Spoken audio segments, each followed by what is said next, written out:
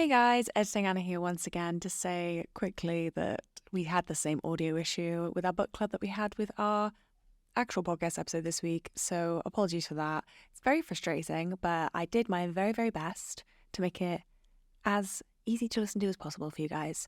And it's another one where we had great fun and we got a little bit more unhinged as it went on, so I hope you guys enjoy it anyway, and we'll be back to the usual setup next week, so nice crisp audio quality all over again. So hope you guys enjoy it.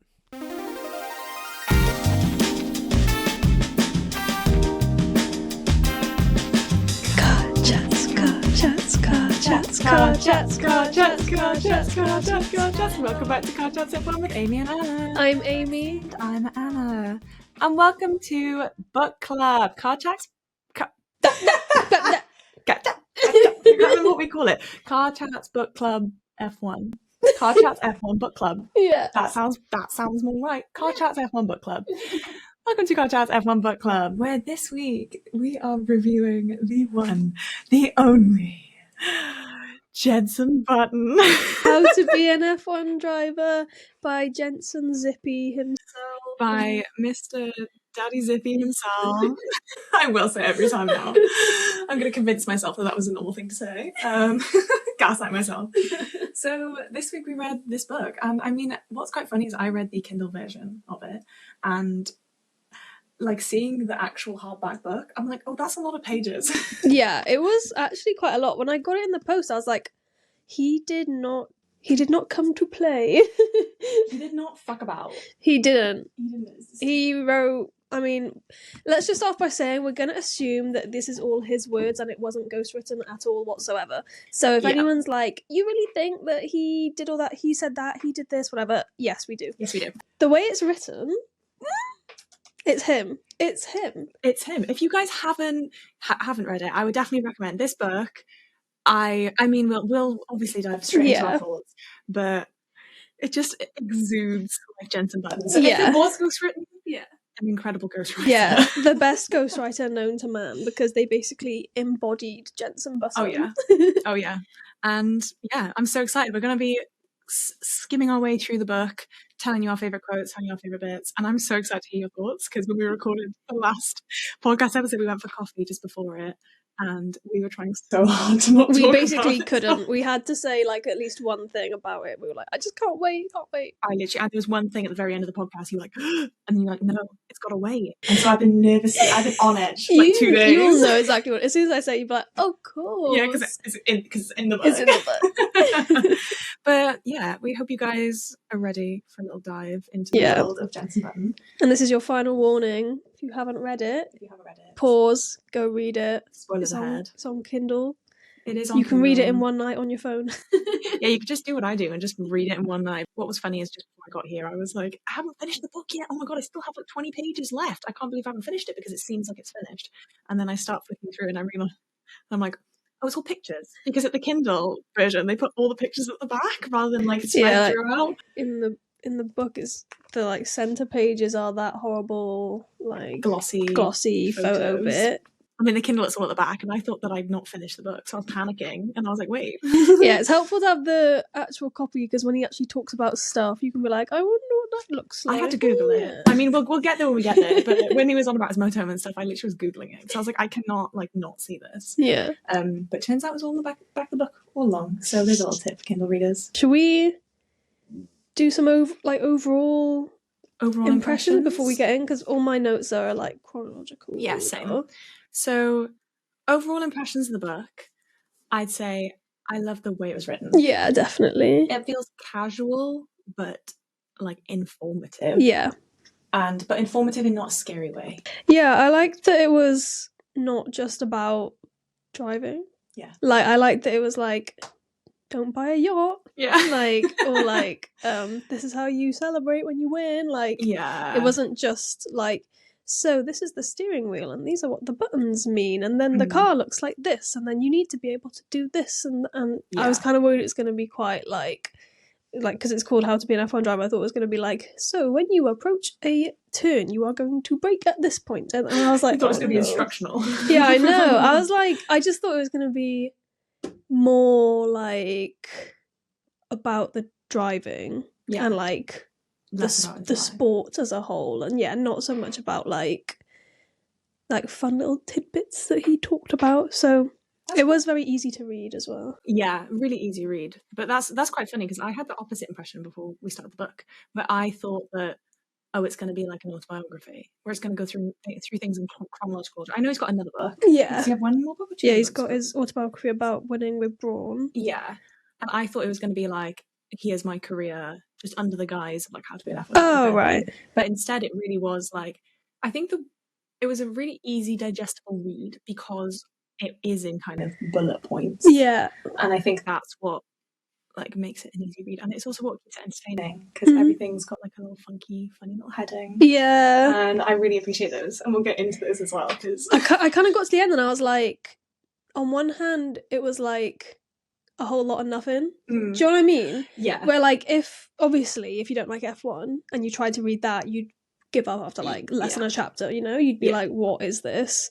But it was also like really informative for like F1 fans and people who are Jenson Button fans in particular. Yeah. So it's a weird one. You kind of get to the end and you're like, I don't feel like I know any more about like cars and stuff, but I just know more about Jenson Button. Yeah, I feel like I actually got like a little insight into his brain. Yeah, that's like he sat down and was like he diaried that. Yeah, shit. literally. He did like a 15-year-old girl after school. Let me get all my thoughts out at midnight. Yeah. Which I really appreciate. And like I said, if it is ghostwritten, then that ghostwriter just took a dive into Jenson Button's brain. But before we actually like go any further, I just realised that I have to show you guys something. If you're listening to this on audio, I will describe it to you, but otherwise you can go to the video version if you want to see this. As I was reading this, I was like, oh my god, I forgot when I was in Abu Dhabi that I got a Jenson Button Playboy, a friendship bracelet from Dev. Let me show you That's guys. so funny. You can see what I just took my watch off. Jenson Button Playboy, because she said you could pick a friendship bracelet, and I was like, Jenson Button Playboy, 100%. And then I just completely forgot. I wanted to wear this for one of the pods, and I forgot that I just Superman revealed, by the way, guys. I just unzipped this and Superman revealed my Charles's ugly quality pants Formula World top that Dev also gave me on the same day. I didn't realise that I was wearing them both all in once, but shout out to Deviani on TikTok and Instagram and everything. She's a babe. She was lush. She was so nice to me, and I can't believe that she gave me these things, and I treasure them. I wore this like the entire Abu Dhabi weekend, and I saw it just before I left. I was like, oh, Jenson Button Playboy. I'll put on my Williams one then in support. Yeah, I am. Jenson at Williams. So basically, I just jotted down some like quotes and stuff that I found funny or interesting or whatever. Hence why my first one is his quote saying about Kevin Magnussen thinking he was the shit, basically. I put this in my own notes. This was a little bit into the book, wasn't it? Or is it? I put, this was on page 3 for me, Kevin Dig, oop. Yeah, I was like, knowing Kevin Magnussen, like 22, 23, like, he does not give off, like, arrogant, like, I'm the best thing to ever be in F1 kind of vibes, does he? I just thought it was really funny, because I was like, of all the names to read... I didn't expect it to be Kevin Magnussen. Yeah. I just found it... So this was under his Things That You Need, and this was under number 2, A Burning Desire to Learn. And he completely aired Kevin Magnussen when he said Kevin Magnussen was my teammate in 2014. He'd won everything before he got to F1, and he thought he'd come into the sport, destroy his teammate, me, and be winning races. And he wasn't, of course, because he made the classic mistake that we all make of thinking that he was the finished article. And I was like, but this is a good taster of what the entire book is like. That's basically how the entire book's written. Yeah. Yeah. I've got so many notes about the way Jenson Button like talks about himself. Yeah. So good. I love it. Yeah. Guys, this book, I'm fully a Jenson Button fan now. And I'm so glad that he's racing in WEC this year, so I don't have to be like, I support a retired driver. We'll talk about that when we get to it. Yeah. Off the bat, it's like what we said before, came into it kind of blind, because obviously I knew that Jenson Button existed, and I knew like kind of part of the story of Brawn, even though I've not actually watched the film yet, or the series. Yeah. And we said the other day about how I think the only reason I knew Jenson Button before F1, because when my mum used to watch it, she was like a Schumacher fan and like a Lewis fan. she wasn't like a Jenson Button fan. Like, well, you know, she wasn't a hater. No, but... she wasn't a hater. She wasn't out here slicked up. I mean, she could have been. I actually haven't asked her. But it was because we were like, somewhere in our brains, obviously, when we were younger, we knew he was attractive. So I absolutely remember him because he was attractive. Yeah. Not for any other reason. Yeah, definitely. So I just wanted to say that straight off the bat. But even though I had my coming to this year of being like, wow, Jenson Button's hot, I'm pretty sure I had that when he was on Top Gear back in like 2007. Yeah. My little brain was like, yeah, definitely. I was like, the only reason I would have known him is because I would have seen him on TV and been like, I like that man. Yeah. For a reason that I don't really know. I can't even remember what that related to, but I just wanted to. I know, I was like, and the quote that goes with is me saying, Jenson Button's hot. No, okay, this does relate back. Where I was going to say that's the only real thing I knew about him. So it was really interesting when I was reading this to actually hear about even just like the 2017 Monaco Grand Prix and him filling in the reserve driver, because that's something I actually didn't know about. Yeah. Because didn't watch F1 in 2017. So yeah, it was just great to hear that kind of like those little tidbits without having to hear about the entire season. Yeah. I said, oh my god, no, this completely relates, where, you know, I said I only knew him because he was attractive. Yeah. He said, it was my second foray into the world of quality drama after an Oscar-winning Head and Shoulders ad I did in 2011. And as I was reading that, my brain was like, straight back, I remember the ad. I was like, oh my god, this is why I knew Jenson Button. As in, like, this is why I was like, this guy's attractive, because I remembered him from the Head and Shoulders ad in 2011. And I was like, wow, that's like the only thing that the I bit remember. I took from that was I remember him in Tuned, so... Really? You know, he was like in Tuned and Head and Shoulders, and I was like, one of us remembers Tune, one of us remembers Head and Shoulders. Me being like, how old was I? Like 13 and seeing that ad and being like, me being 10 and watching the cartoons instead. I also did love this quote when he said, what we did have, however, was a simulator, and that became my home for 2 days prior to the race. Actually, the car felt all right. I began to wonder if it was worrying about nothing. True, I rolled it into the harbour twice, but I reassured myself that couldn't happen in real life. And I put, that's me every time I use a sim racer. And I was like, wow, I'm pretty good. It's like, yeah, I crashed like 6 times, but, you know, in real life, yeah, it's so good. When he was on about Varlene in 2017, about how he flipped him into the wall. Yeah. And I then looked up the accident. Did you look it up? The video? Oh, so then obviously he flipped into the tire wall. Yeah. And I was like, God, it makes me so glad of Halos. Yeah. Because the fact that his head was like in the wall absolutely like shits me up. Yeah. I like how the Halo looks as well. Yeah, I think the comments about the Halos are so ugly. Yeah, they are. I'm pretty sure it was Doris made a TikTok the other day about this as well, saying that she was like watching old races because she never used to watch F1 before the Halo. Yeah. Like, even though you know that everybody's okay in that race, it still makes you like, yeah. Like, it seems so much more scary. I literally can't like stomach watching it without the Halo. Yeah. And like you said before, without the Halo, it gives you the ick. It does. You see their heads and you're like, oh. Their little bobbleheads. And then I think to top off on that bit then as well, he says, well, in the end, he hit the wall after being tipped off the track by Sergio Perez, but I could tell how pissed off me about Stoffel. And I just put, classic Perez. Even if, like, just back then, still Perez, tipping off the track. Oh, Perez, man. Classic Perez. What a classic Perez moment. And one line towards the end of that chapter that literally made me laugh out loud, where he said that he didn't score any points in that, him filling in for Fernando in 2017 Monaco. He said, except, what am I saying? As it turned out, I did in fact get 2 points out of that race. Yeah. I got 2 penalty points on my super license for flipping Pascal against the tire wall. I've got that down as well, but it must be further down my notes. But I was like, classic Jenson Button. I literally read that, went, that's a classic Jenson Button quote, that is. It made me laugh out loud. I was on my little walking pad doing my reading, like, classic January shit. I did get 2 points from that race. Classic JB sarcasm. It honestly made me laugh out loud. I literally was like, You are funny. You're a funny guy. Not me like twirling my hair and kicking my feet. Oh my god. Like, well, one thing I really appreciate about Jenson Button in general is his praise towards drivers who seemingly, like, in my opinion, deserve it. Openly praising Lewis's driving abilities by saying that, like, he's such a good driver that you could put him in anything and he's like an all-round great driver. I really appreciate that. I think the best judge of drivers is other drivers. Yeah, definitely. In my opinion. So, and he also gave a little shout out to Sophie Kumpen, who is Max Verstappen's mum, and said about how she was his teammate in karting. Yeah. I didn't realise she was Jenson Button's teammate.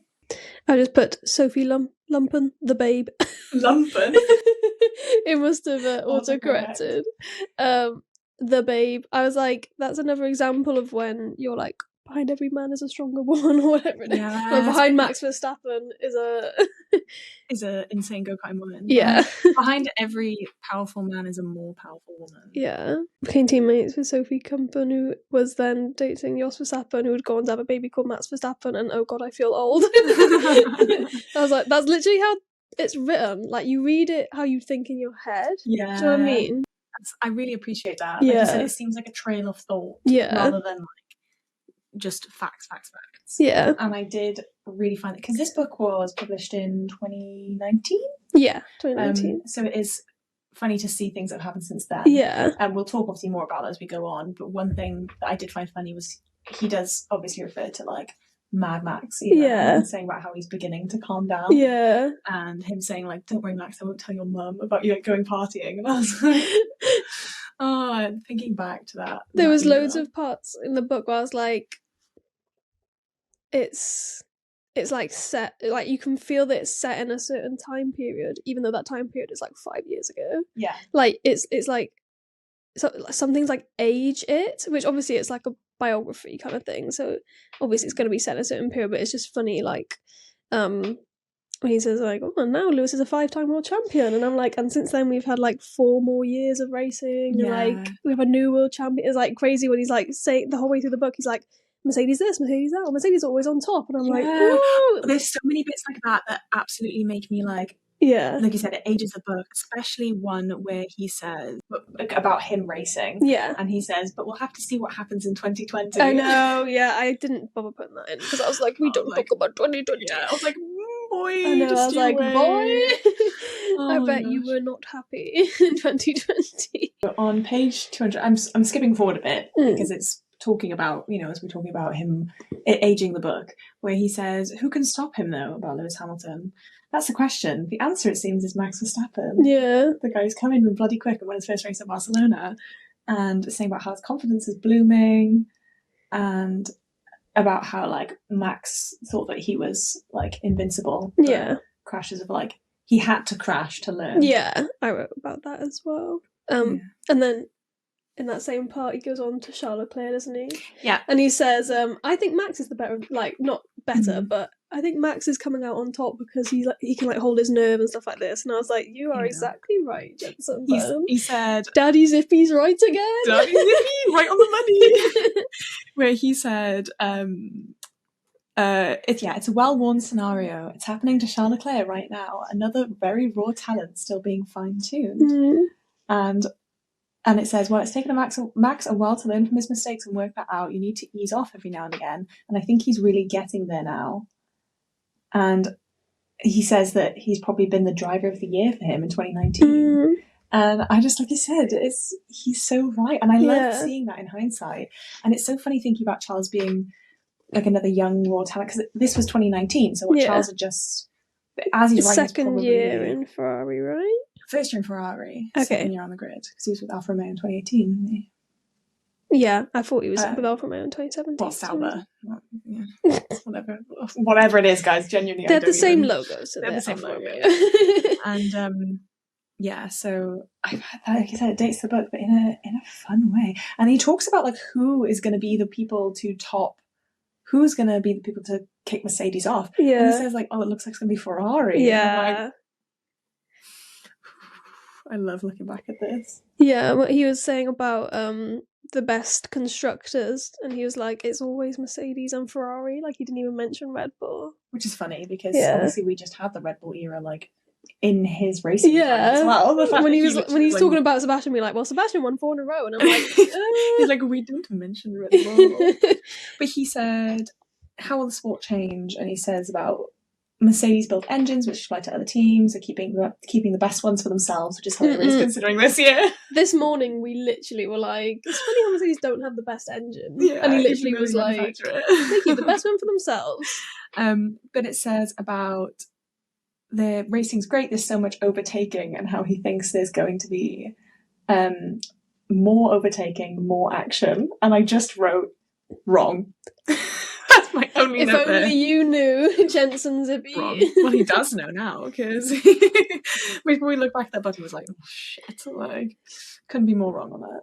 Another thing that ages the book is when he said that Lewis Hamilton has 11 million followers on Instagram, and he now has 34. 34. I know, I was like, since 2019. Wow.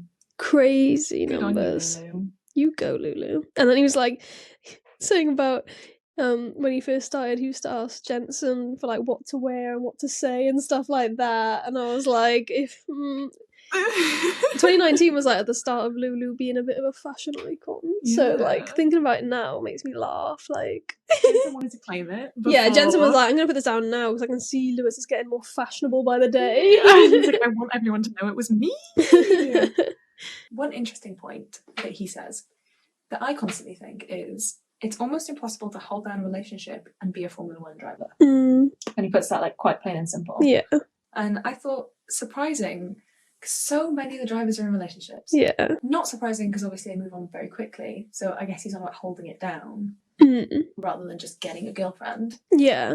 But at the same time, I agree with him. I don't know how they maintain relationships when they, like he says, like, F1, everything is a selfish act. And it has to be. Yeah. It is obviously done. I mean, you think of like Nico Hulkenberg and stuff like that. Like, oh yeah, you know, you don't have to be a Jenson Button playboy forever. Yeah, exactly. But then I agree that that's maybe why there's a high turnover in WAGs. If we put it that way, in terms of like, it is a very, like, I say selfish sport. I mean, it's like if all sportsmen are selfish. Yeah, exactly. And I feel like if you're going to be a WAG, that's also like, that's what you signed up for. So like, but at the same time, like, yeah, it, no matter how kind of prepared you are for like, oh, well, they're going to be away for this long, or if I want to go with them, I'm still not going to see them that much. And like, no matter how prepared you are, it's probably still like a shock. Yeah. So I could imagine that that's why relationships don't really like tend to work out that much. Yeah. But he's saying that, and then the whole way through the book, he's like, and now I live in Los Angeles, but I'm away like 15, 16 weekends a year, and then I've got a son, but I still do the Sky commentary. And I'm like, okay, Jenson Button. This is another classic case. As much as I absolutely love Jenson Button, it's a classic case of, oh, look at the woman doing all the labour, so the man can do all the things he wants to do. Yeah. And it's the classic case of that. I mean, obviously, I imagine they probably have a nanny and stuff as well. But yeah, like you said, he's still living his career. Yeah, he's like, and now I'm retired, but I do Super GT, I do the World Endurance Championship, I commentate for Sky. I was like, he literally says that he does like 30 long haul flights to Japan a year. Yeah. I'm like, that's not really retired. Yeah, that's not, I mean, that's retired F1, but F1 driver. And he's like, and I've got a lovely kid. Yeah. I'm like, good for you. Yeah. But like, you're saying that like you can't really have a successful relationship with being F1, and then he's still away like most weekends a year. So Did you see what just happened then? No. I put my thumb up like this. Is that on the? Is that gonna come up on the? Do it again. Will it do it like this? Is that? Oh my god! It's on the video. No. Guys, if you're listening to the pod, we've just discovered that on our recording platform, if we do thumbs up or hearts, then it will automatically add hearts to our like emojis to our video. But I think it's great that he's honest about it, because so many, I mean, it'd be nice if he acknowledged more of the labour that his wife puts in, because what he does acknowledge the labour that his wife puts in, because I know that one of my online F1 friends, who absolutely loves Jenson Button, commented back to her story where she was like, where she reposted something that he said about how like grateful he is to his wife and all of the things, look at all the amazing things she does. And she was saying about how amazing like he is about acknowledging her labour in it. Yeah. And I was like, yeah, give me a man like Jenson. Daddy Zippy. Daddy Zippy. He's never gonna go on the pod. Oh, well, Dev gave him one of these Jenson Button Playboy bracelets. She met him and she gave him one, and I'm like, because he talks about getting the nickname of Playboy in the book, and yeah, I'd love to meet Jenson Button, and I like what he said about how he enjoys like the F1 circus now and not having to drive it. Yeah, like he said he likes being like the luxury of the paddock, and go around getting to take pictures with people without them being there to see him. And I was like, that makes me think of like, oh, if I were to go in the paddock, the people I'd be like most excited to see aren't like the drivers, because I think I wouldn't go up to them because I'd be too scared of interrupting them as they're in their flow, but would be someone like Jenson Button, where I'd be like, oh my god, Jenson Button. Me with Marty B. Yeah. Well, I did see Ted Kravitz at Abu Dhabi. I didn't say hi, but I saw him. He was talking to people, and I was like, I love Ted Kravitz and Martin Brun. I love all the Sky Sports people. I almost said, I saw Kim Il-mung. Did I tell you? No. He was literally like 2 meters away from me, and I almost went to go and take a picture with him so I could be like, oh my god, my friend loves you. But he would have walked away being like, yeah, friend. Yeah. whenever people asking for a friend. Yeah. Usually was always like, can I take a photo with me for my brother and stuff like that? And it's like, it's always for the actual person. Well, it actually would have been for you that time. But he was clearly like packing up for the day. Aww. Like he was leaving. So, yeah. I mean, I could have acted like I was leaving as well, because I was in the team bit. But we won't talk about that. We won't talk about how we got it. In brief, this was under a burning desire to learn. He said, in brief, it's important to have confidence in your ability, but also have the understanding that you need to learn. You should always be learning. You're never as good as you should be. You're never the greatest. In other words, never think you're the best, but strive to be. And I put in big capital letters, that is why Oscar is so good. That's why I think Oscar's going to go places, because he seems to adapt, like have the ability to learn and adapt and not let it go to his head. Yeah.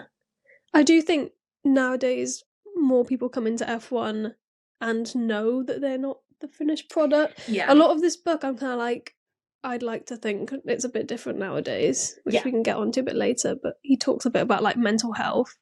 Oh, yeah. And I'm a bit like, I think nowadays it would be a bit more open. Yeah. Because he says about not wanting people to know that he's having therapy. Yeah. And like I said, I feel like nowadays you'd like to think it would be more open. And I also just think about like, I think, well, I'm going to make a quite like generalized statement, but I'd like to think a part of like training at this high level is talking about your feelings, and not just how you feel in your body, but like, you know, how you feel about winning, losing, whatever. Yeah. I'd like to think at that level that would be incorporated into their training regime, because a lot of like how you perform is just how you feel. Yeah. Like you could be the fittest person in the world, but if you don't like actually think, oh, I did this wrong last time, I'm going to learn from that. Oh, let's not be too hard on myself now. Like stuff like that, you're just not going to do well.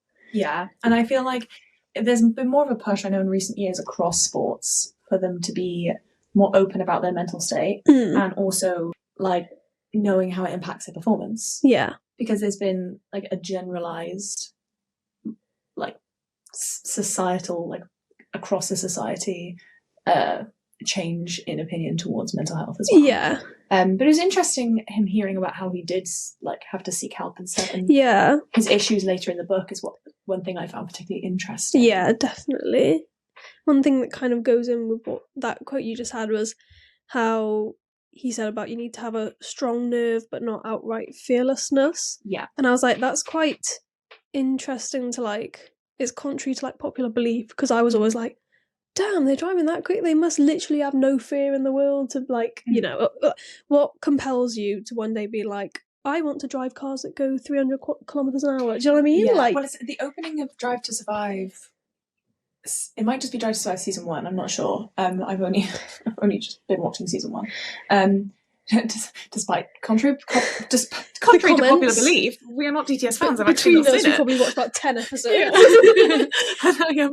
I'm pretty sure it starts with them saying about how, like, to drive an F1 you have to, like, not be scared. Yeah. As soon as you're scared, it's your time to retire. Because, like, you have to not, like, you have to be fearless. I'm pretty sure they say the term fearless. Yeah. He literally says, you are not fearless. Yeah. You just have to be able to hold your nerve.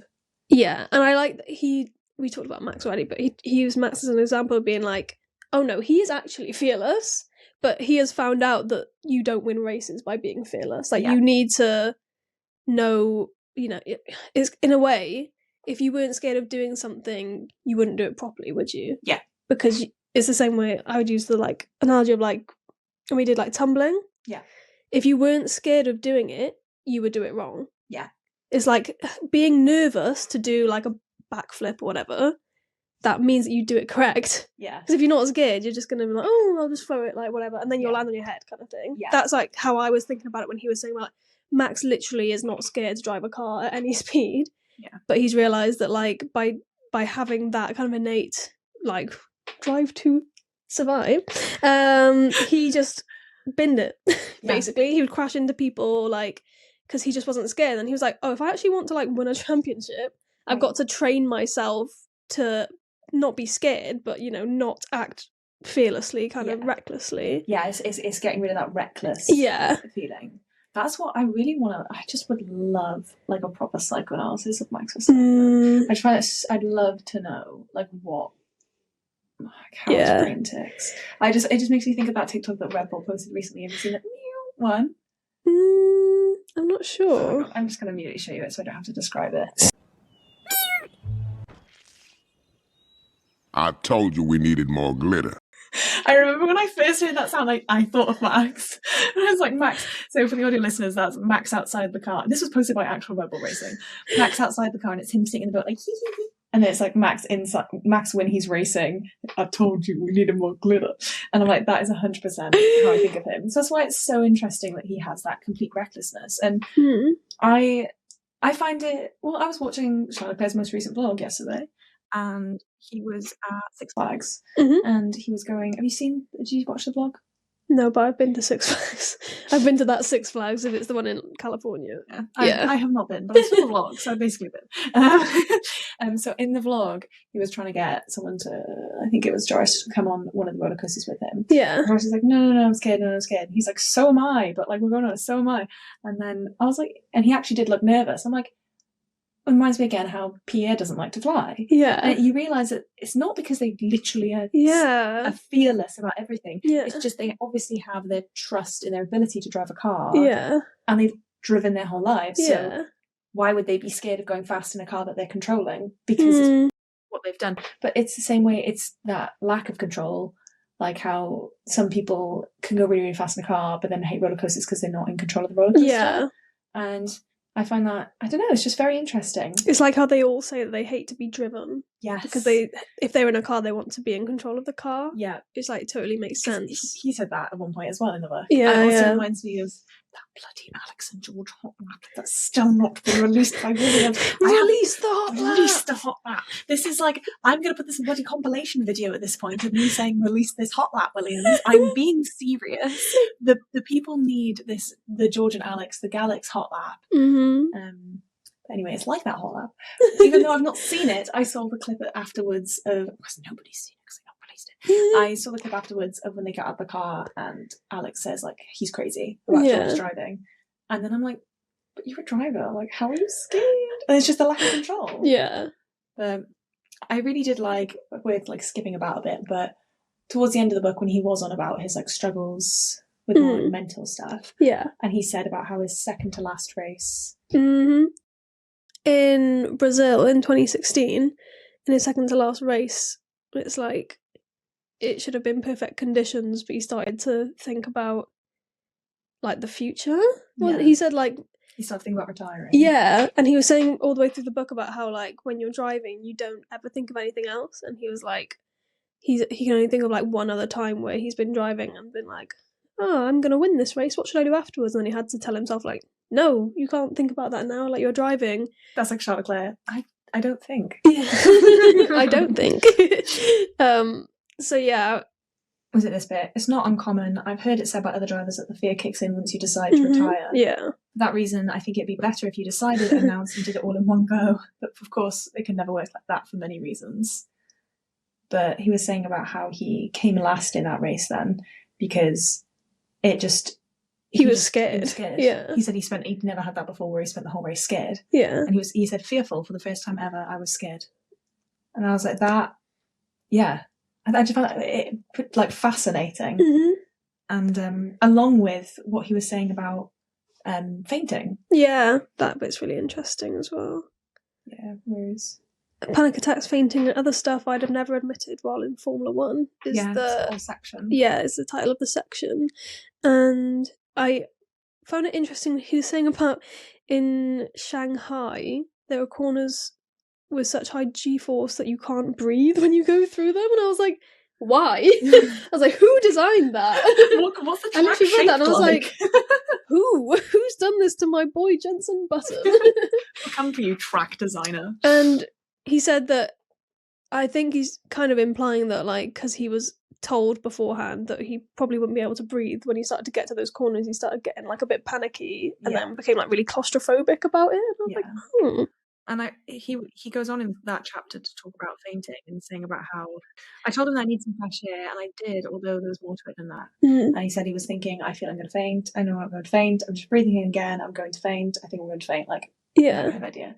I was like, couldn't be more relatable to me as a pot skilly who faints on the semi-regular. I don't think I've ever fainted in my life. That blows my mind. I, at the beginning of last year, had a lot of issues with my my blood pressure, and I was passing out like every other day. So I can completely, and it's so mental as well though. Like it's crazy, all those like triggers, and I was like, it's just interesting to think of. I think this is why they should be more open about talking about it. I know they don't, because it like takes off their competitive edge from each other, but they should be more open about it because it just humanizes them. Yeah, it just makes me think he's bitter.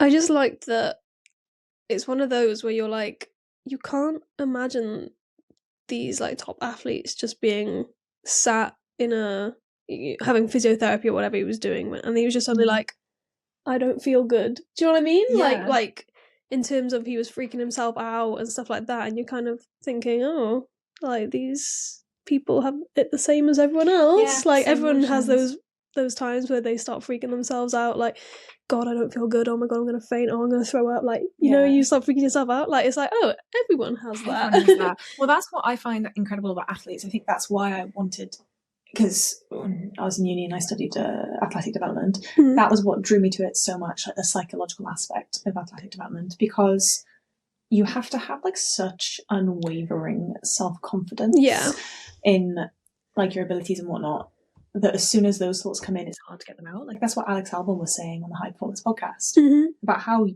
took years for him to like get that, like have that, like get rid of that self-doubt, and it's still going to be there.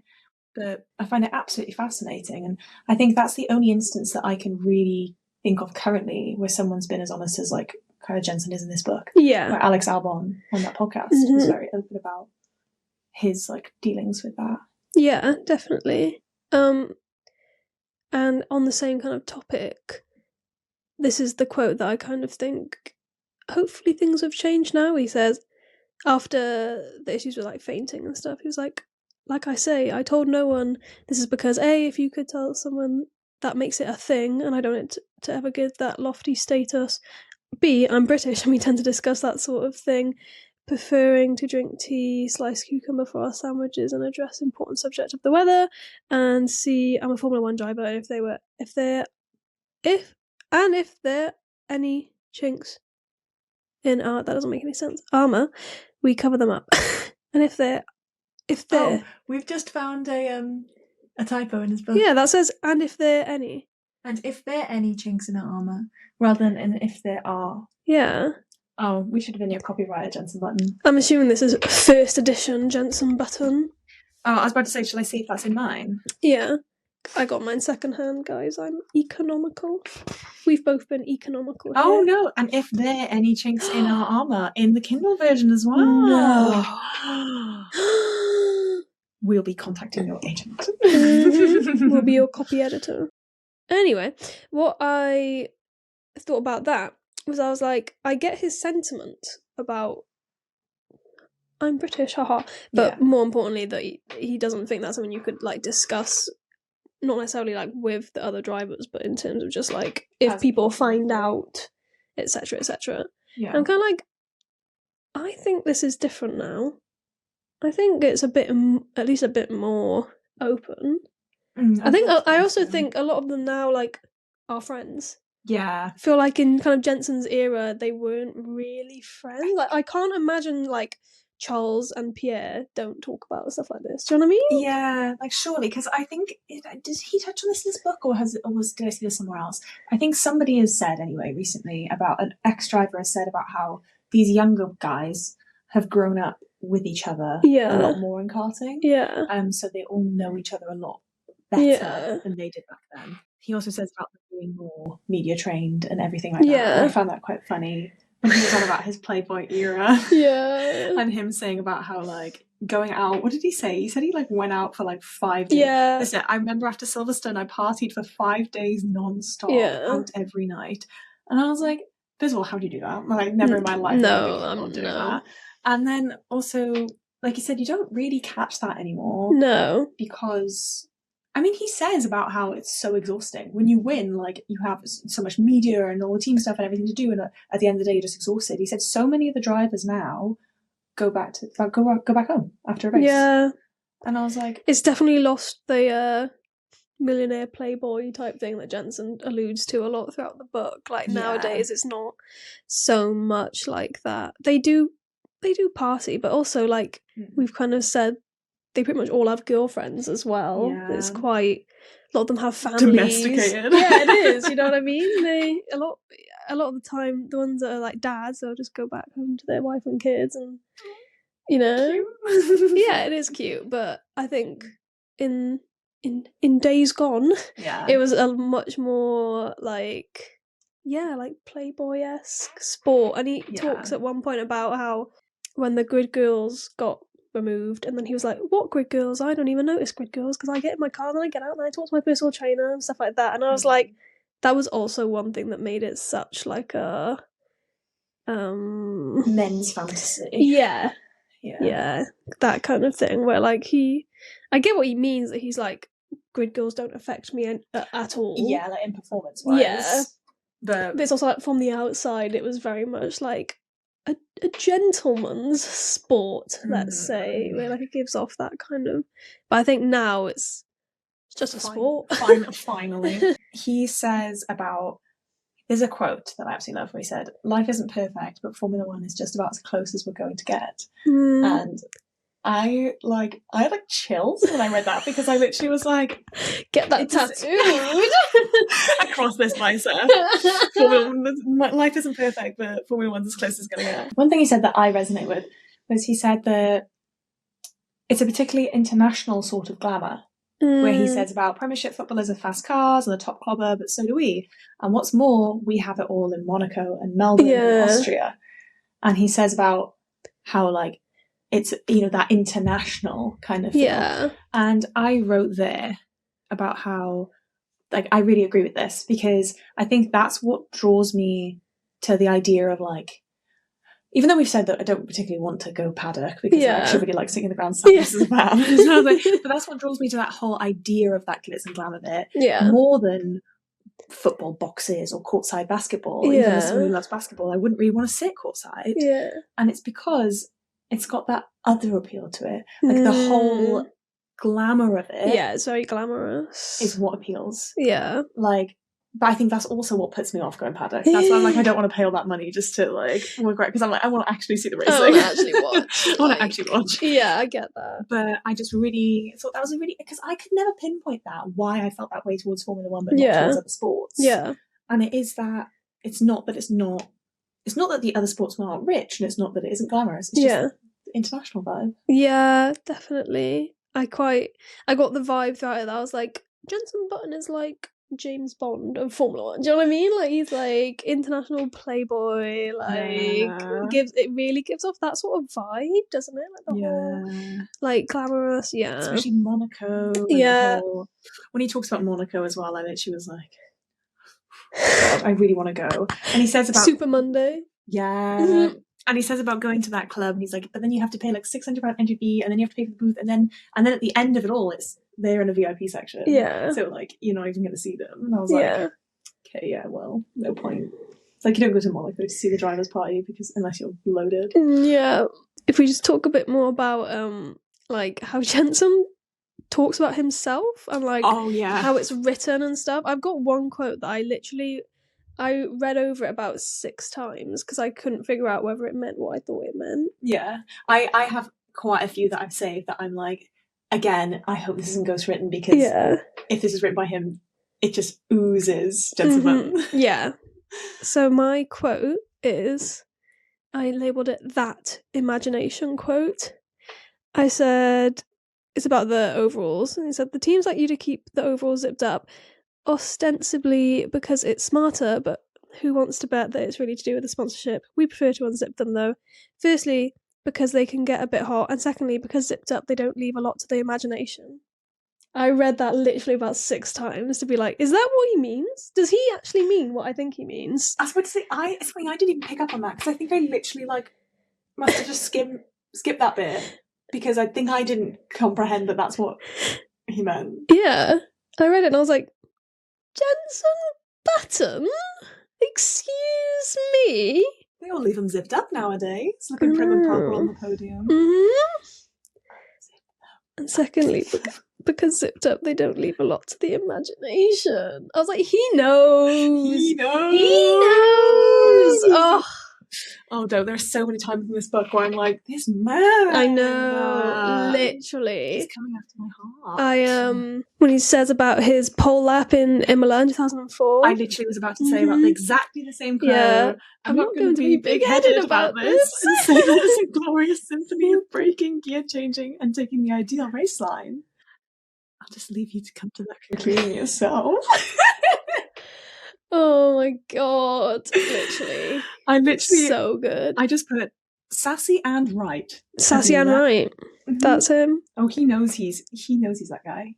He's ITGIRL. He is. There's more like that. There's loads like that. There's loads like that. Page 231, he said, adjusting to the life of a globe-trotting sex symbol. I couldn't find that. I remember reading that and being like, I need to take a photo of that, and I couldn't remember where it was. And I was like, he literally called himself a sex symbol. And he's not wrong. He's not wrong. Well, I was saying this yesterday about again, Charlotte Claire's vlog, about how when I watch Charlotte Claire's vlogs, I see him for what he truly is, which is a goofy guy who just happens to be good looking. Yeah. And I love Charlotte Claire. I think he's hilarious. But I find it really funny that him being a sex symbol is like thrust upon him. Yeah. When he doesn't ooze sex appeal, which is completely fine. I prefer that he oozes funny guy, but people refuse to see that about him and they're like, sexy. And I'm like, yeah, sometimes, but mainly funny, goofy guy who just happens to be attractive. But Jenson Button's the opposite, where it's sex symbol. He oozes sex symbol. He oozes that self-confidence, who then also happens to be funny. He is the reverse Charlotte Claire, but they're both attractive. But I mean, arguably, Charlotte Claire is like more attractive in terms of like conventional. Physical looks. Yeah, but like, who gives sex? Do you know what I mean? He's what Charlotte Claire wants to He give. is. I reckon Charlotte Claire lays like in bed at night, like, how what would Jenson do? Yeah, what would Jenson do? He would unzip. He would unzip. Jenson Button, I need to see you in an unzipped race. Google it. We managed to get a good nearly hour into recording this without thirsting over him. We are so good. Oh my god. If you're still here, I hope you're enjoying. I hope you're enjoying this as much as we are. But yeah, to add to that, when he's talking about how I think is it at McLaren, like the car wasn't working, something like that, and he's saying about like, he was saying to a mechanic or something about like, we're sticking our heads in the sand, we need to work out what what they are and how we can solve them. Like, I'm assuming like the issues. Because right now it's embarrassing. And then he says, Jenson's pissed off. Jenson hardly ever gets pissed off. Like talking about himself in third person. And I'm like, such a cunty move, Jenson. Again, it's like George Russell serving full cunt in this book.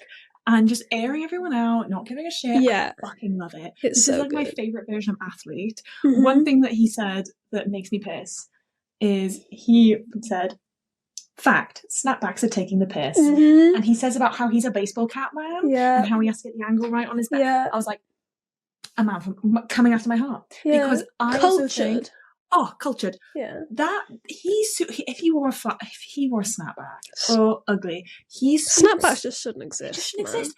I literally put a photo of it in there, being like, what did I put? No snapbacks, snaps for JB. Snaps for JB, no snapbacks. I fully agree. When Lewis was in his snapback era, no. Max, take that fucking thing off. Get it off your head. Please. The snapback effect takes you from like a 9 to a 3. Genuinely. I couldn't actually be less attracted to snapbacks. Yeah. If I tried. Genuinely. I mean, Max is like doing me a favour by normalising the snapbacks to Anna. if they need to cool it, just wear a snapback. And I like how he mentions that Nico Rosberg does not like the name Brittany, and I'm like, we all been new, because he went for that kid on the Sky Kids broadcast. He was like, apologise. Apologise. Oh, I forgot about that. Oh my god. Why? We're saying it endearingly. Yeah, and you know you look good. Yeah, he knows. Like, you know. I hate it when men don't like things because they're like girly. Girly. Oh. I know Jenson Zippy isn't like that. No, he wouldn't do that. No. He would be like, not our Jenson. Not JB. Not our close and personal friend Jenson Mutton. And since we're talking about him airing all the secrets, should we talk about don't go flinging your cap around like a spoilt child? I genuinely can't believe this made it to the final edit of this book. Yeah. He just really was not leaving anything untouched. No. What's the actual quote? So he's talking about the podium room, or we usually called the cool down room. I thought interesting. When I was reading the podium room, I was like, huh? You're like, what's a podium room? What's a podium room? He's basically said, in the last 6 years or so, they've had cameras in the pre-podium room. There you are, about to bowl into the podium room for a breather before the trophy ceremony, and the steward reminds you, don't forget the camera's in there. Don't swear. Other good things to remember about being in the pre-podium room when you're being observed by the entire TV watching world. Don't go flinging your cap around like a spoilt child. It's really at Brittany. He literally should have just brackets at Nico Rosberg. Yeah. / Brittany. Yeah, just to piss him off even more. At Brittany. Literally. I just love that one. Absolutely. So good. And the things that he was saying about the stuff that he, like, when before the cool down room had cameras, him going in, like, hashing it out with, like, Vettel. And I was like, don't tell me that, because it reminds me of that video of that I talked about on the pod last week, of saying that the girl saying that I just would be a terrible F1 driver because I purposefully crash into Sebastian Vettel, so he'd be angry at me. So he'd like come over to the cool down because he's like going over and being like, no. And I was like, yeah. Another thing I found really funny was when he was talking about the drink button. Yeah. He was saying about how it like shoots water like into your mouth and stuff. And he said, hits you in the back of the throat and makes you cough up saline solution into the inside of your visor. And it reminds me again of the Charlotte Clear video of the grazie. I agree with Jenson. Why don't they just slurp Why don't they slurp it? Are they too good for that? Yeah. They're not too good to suck. Come on, guys. We know you can. We're just gonna move past. I also love that he did bring up about how like they're all gonna be super prone to wrinkles. Yeah. Because of flying around and having this face squish. And I was like, put your hands to your face and push it down. I literally did it. I was like, okay, Jenson. Whatever you say, Jenson. And I was like setting my kitchen just fully like, what is it? So I was like, yeah, they're gonna, surely these men punish that well. I just love, some of the things I loved in the book is how he did like a TLDR, like too long didn't read section, or like just things like that, which just made it felt like a little bit more like less serious, which was really nice. And just, it was a good read, guys. Yeah, it was. I mean, if you've listened to like over an hour of us rambling about him, then, and you haven't read it, then I would definitely recommend reading it. ASAP. Yeah, it's literally like a diary, isn't it? Yeah. It's like little notes on different things that he's like compiled. Yeah. And I really appreciate that because obviously as someone who spent so many years of his life in F1, it's just fascinating to find out those little bits. Yeah. And I thought that was very entertaining and it was just like a little peering into his mind. Yeah. And I'd actually be really sad if it was close written. So. If it is, don't tell us. Yeah, nobody tell us. Jenson Button did not tell us. I'm going to give it 8 Playboys out of 10. 8 Playboys out of 10. 8 Daddy Zippies out of 10. Jenson Button, come on the pod. Yeah. I know you're busy. We won't call you Daddy Zippy We in won't person. I promise. I Promise. can't promise. Imagine. If I had the balls to say it to his face, I think that'd be hilarious. But Brittany, come on the pod. Yeah, Brittany. Brittany. Verstappen's mum. Yeah, Sophie. Yeah. Come on the pod, Sophie. Yeah, we really, really enjoyed it. And our next book club book. Are you ready? Are you ready, guys? Drum roll, please. Throttled! Yay. Round of applause for that. We're terrified. We're terrified, guys. So basically, the Dirty Year series, I tried to read this. Like when I first started getting into F1, I was like, what better way than I like books? Let me just read my way through it. And I was like, I hate it.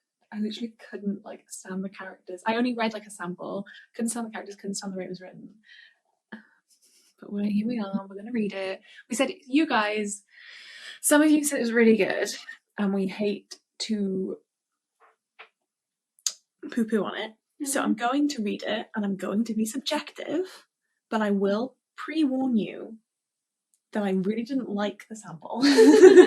But we're going to do it because I think it'll be really funny to talk about it, hear some of your guys' thoughts as well. I think that'll be quite entertaining. And we know it's a book that quite a lot of people have also read, so it'll be a good one to discuss together. And I think it'll be a bit like After and stuff, books like that. Yeah. That'll be like funny to just kind of have a laugh about. I do not read books like that, so I think all of my notes are going to not be negative, but You're like preempting it before you even just open the preempting book. everyone. Like, I know that genre of book is very popular, but Yeah. it's not something I read like at all. Like, I don't think I've ever read a smutty book. I have. I can't say it. I've read plenty as well. So that's why I don't like it. I think it's because it's not well written. But I say why I don't like it. We've not read it yet, guys. But come read it with us. Mm-hmm. You got 2 weeks to read it. We'll do another book club. Mm-hmm. And we just wanted to vary it up because I think it would be cool to switch up each week, kind of having, you know, a bit of like a autobiography or more technical book interdispersed with like, I don't know, like fictional Fiction's wonderful. a word for it. Yeah. So I think, yeah, we'll do that. Have a little soiree into the 30 year series. But thank you guys for listening. We hope you've enjoyed.